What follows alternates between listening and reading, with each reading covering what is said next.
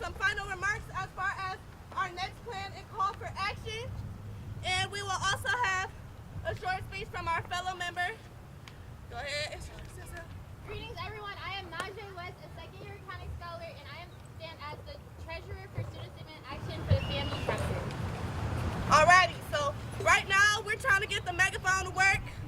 We a small technical difficulty, but nonetheless, can I have Andres come? If you can introduce yourself and get things off. We also have y'all. Please take these. We have flyers. We have information to get involved. As we see, this is a issue that is very prevalent in our community, not just here, but across the nation, across everywhere in America. This is a problem. And we need people like us to advocate for us, because if we don't speak up for us, then who will? If we don't advocate for our safety, then who will? And if we don't care about ourselves, then who will?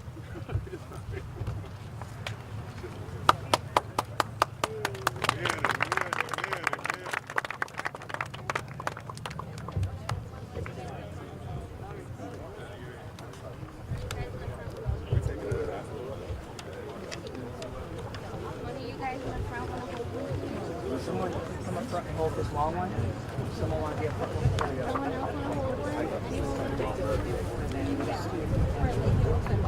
Good.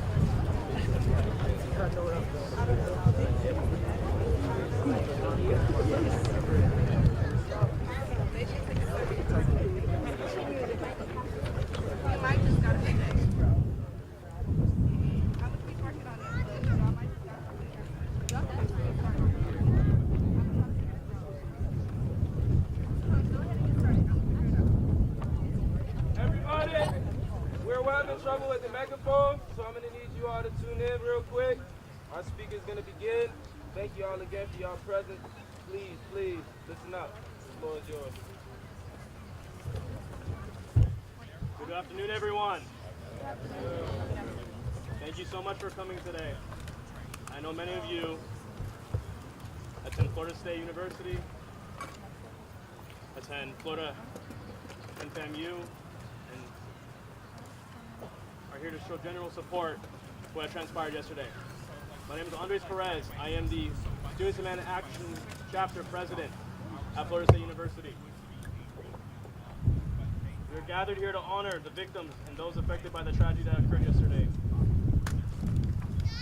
At this time, I ask you please join me for a moment of silence.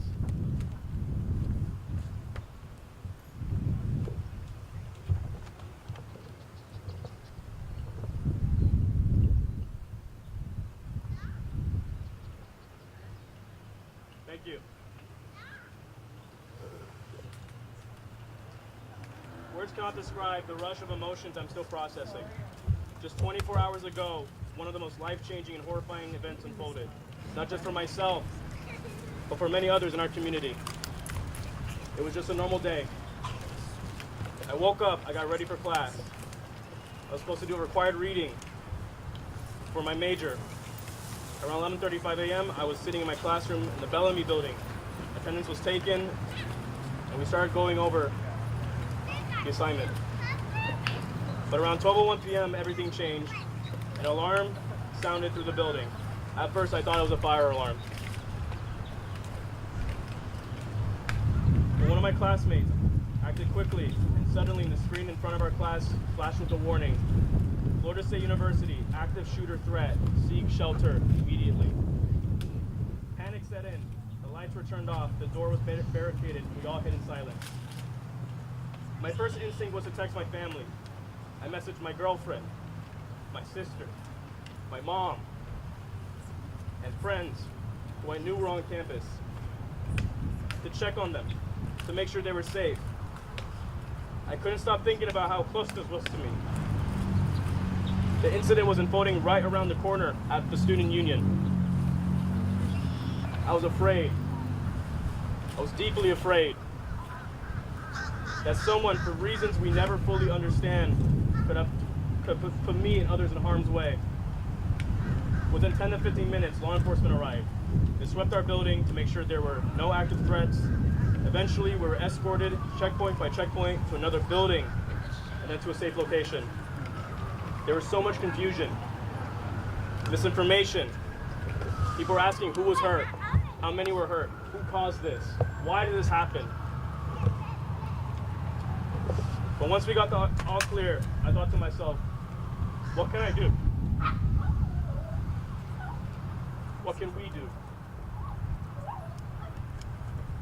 As a leader and as a student, I know I have the responsibility to speak up, to organize, and to make sure people have the resources that they need in such a moment of chaos. Today, classes are canceled, and many students, including myself, are uncertain about what's next. Finals were coming up. Summer was around the corner. Seniors were graduating. Internships. We're going to travel the world. Mic check.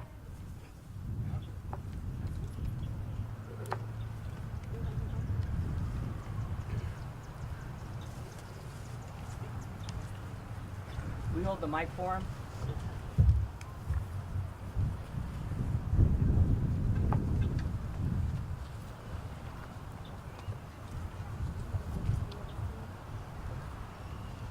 There's a lot of uncertainty on what's next.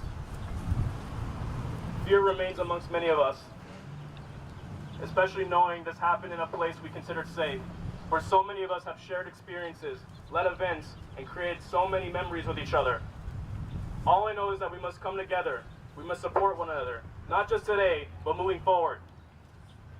Thank you to Moms Demand Action, our friends at FAMU, and our friends at UF for your outreach and your solidarity during this time. Thank you for allowing me to open today's program. I'll be happy to share more later, but for now, I'd like to invite a good friend of mine to speak, someone who shares my name, Andres Curibos. Please come join me and welcome him to speak.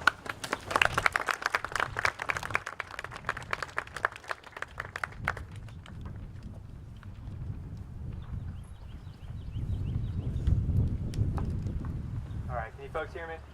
Yes. All right. Well, good morning, everyone, or good afternoon. My name is Andres Cubillos. I'm a graduate student here at Florida State University. Tallahassee was not my original home. I was born in Dallas, Texas. I lived in Marietta, Georgia for a couple of years, lived in Orlando, Florida for a couple more. But Tallahassee has become my home. I've been living here for 5 years. I've gone to school here.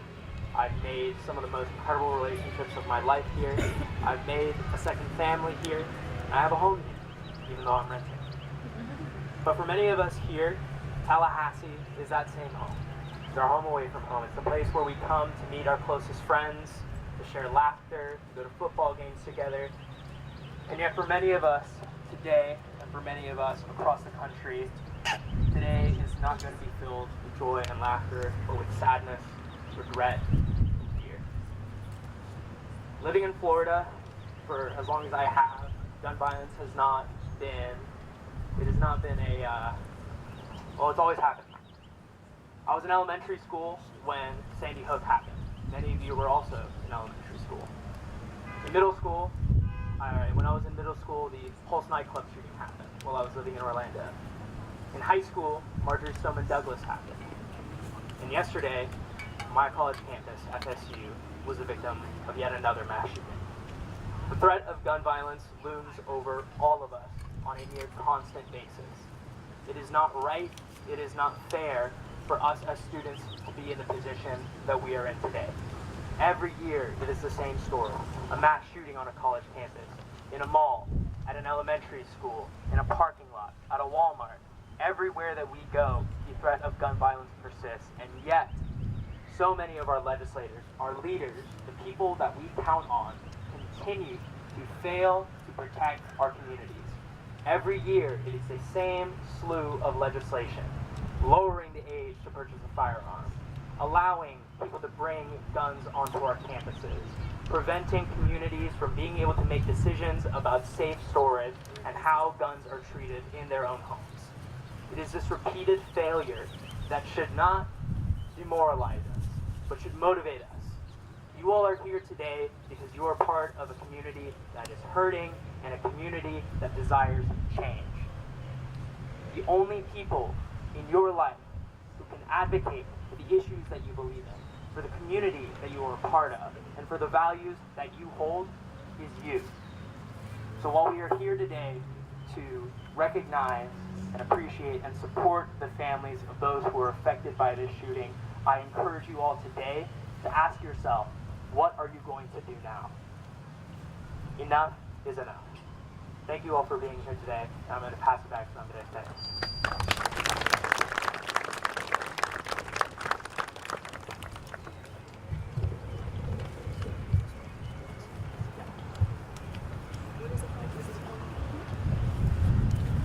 Next, we will have a poem presented by a member of the Voices Poetry Group.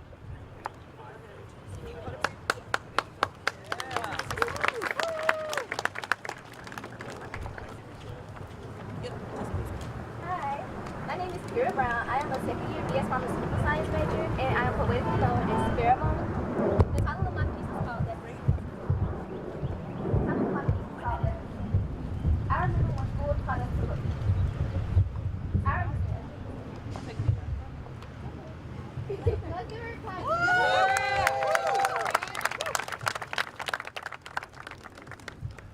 The title of my piece is called Desperation. I remember when schools taught us not to run, hide, or fight. Running in the halls was a safety net. You trust you might trip. Hiding in the stalls between classes might cause a great incident. Fighting will lead to disciplinary action. You should be at school to learn. Nowadays, they teach you to run, hide, and fight because America was never really known for a gun cause. I'm not an athlete, but I became a track star that day. Hiding in the bathroom because Lord knows what would happen if I fall. Fighting back because when I go home, banging a casket is not how I wanted to catch that flight. America is raising soldiers, teaching us that these are safety precautions until one day we're just another mural on a wall. Who blurred the lines between a learning institution and a gunnery? Maya Angelou didn't say, the cage bird sings AR and chocolate dream. I sit in English class scoping out the scene because America taught me that when you're seeking an education, I might bleed. Dear America, do you ever get tired of reliving this pain? I wasn't informed that when my textbooks were bulletproof vests should be included. Did you know? Some of the survivors at FSU survived Parkland too. There have been 27 school shootings in the year 2025. How many more students, teachers, parents, sisters, and brothers have to die? Maybe we need to travel back in time and compile it into a science video by Bill Nye, because it is evident that America still has lots of learning to do.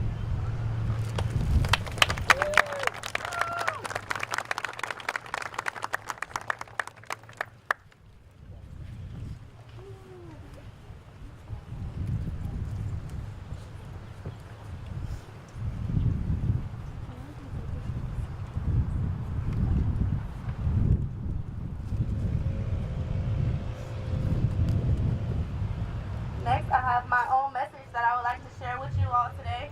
First, I would like to thank you all for being here today. And on behalf of the family chapter of Student Demand Action, I would like to express our deep condolences for FSU peers, parents, staff, and community. I want to speak to you all today about demanding a call for action. Just a few weeks ago, lawmakers just blocks away from FSU's campus voted to pass a bill that will lower the minimum age to purchase a firearm back down from 21 to 18, making it easier for more 18 to 20-year-olds to get their hands on guns. Yet, people aged 18 to 20 are 3 times as more likely to commit gun homicides than those over the age of 21. We know that gun violence is the #1 killer of American youth in our society. So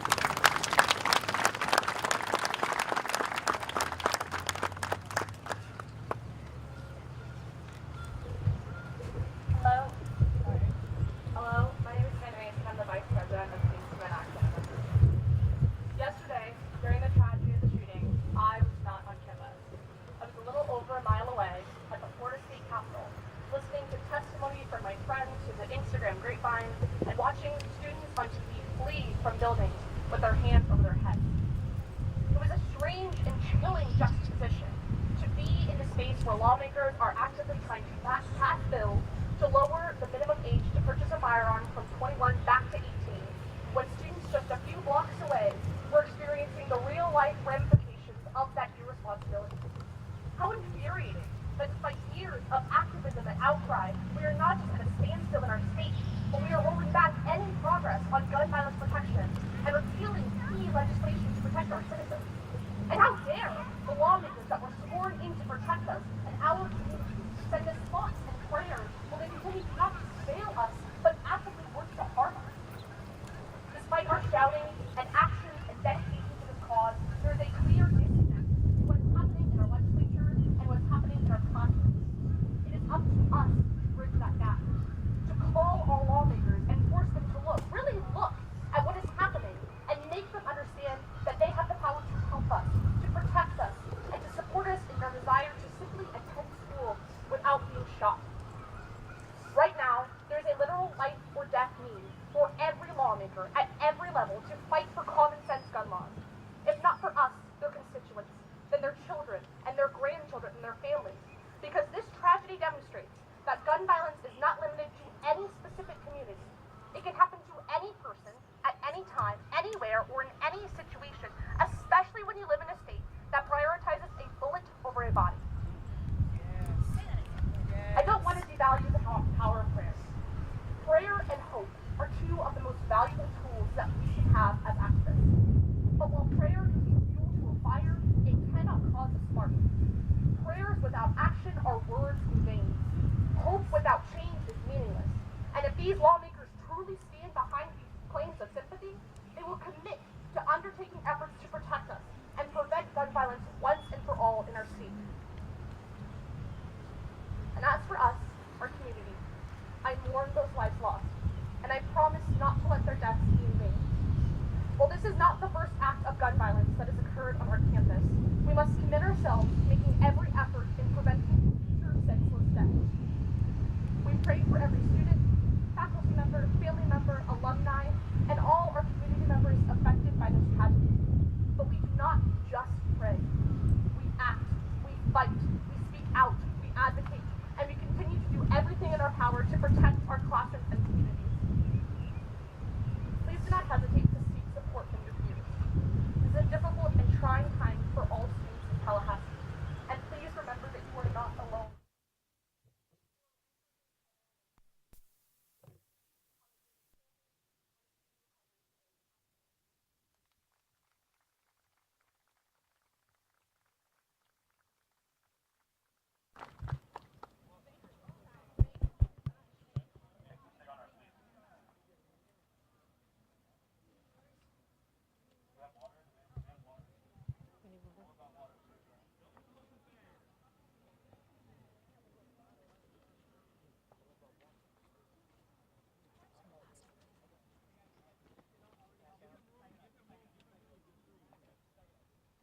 Okay, let's go further away.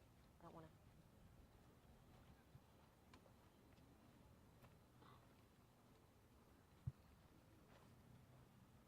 I don't want any of that on camera.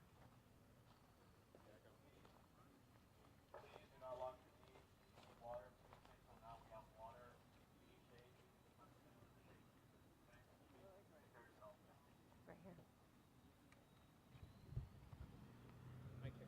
Mic check 1 2 3 4 5 6 7 8 9 10.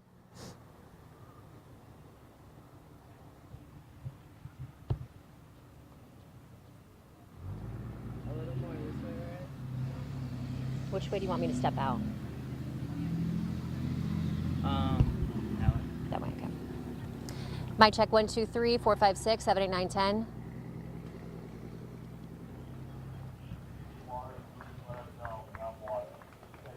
Yeah, can you hear me? Okay, thank you. Okay. This is a strong showing of support here. Strong showing of support here to dozens.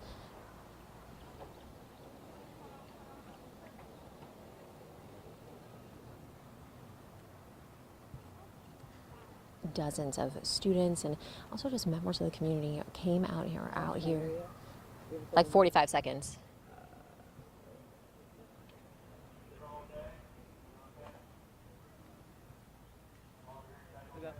We're good? Oh.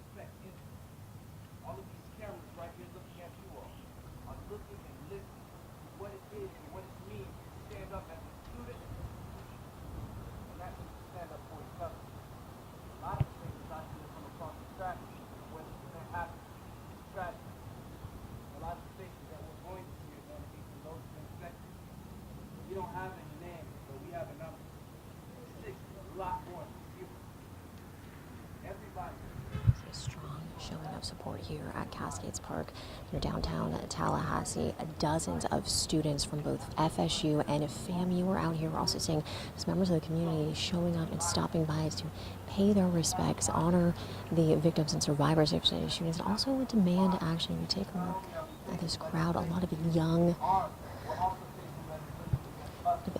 faces, young students. We heard from the president of students demand action for Florida State. He recounted his day yesterday. He was in class. He was in class near the student union.